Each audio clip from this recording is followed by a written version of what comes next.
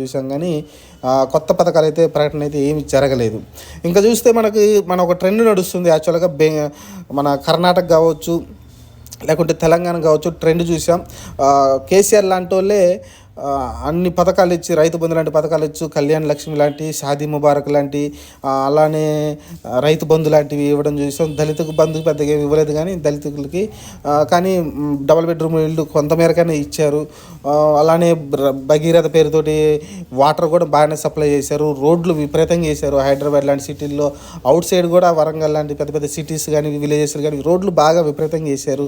అయినప్పటికీ బీఆర్ఎస్ని అయితే ఓడగొట్టారు, కేసీఆర్ని అయితే ఓడగొట్టి ఇంట్లో కూర్చోబెట్టారు. కారణాలు రకరకాలుగా చెప్పుకున్నప్పటికీ కాంగ్రెస్ ఏదైతే పథకాలు వచ్చిందో ఉచిత పథకాలతోటి పింఛన్ విషయం కావచ్చు, లేకుంటే కరెంటు బిల్స్ విషయం కావచ్చు, గ్యాస్ సిలిండర్ విషయాల్లో తగ్గించడం కావచ్చు, లేకుంటే ఫ్రీ బస్సు కావచ్చు, మహిళలకి డబ్బులు వేయడం కావచ్చు, ఇలా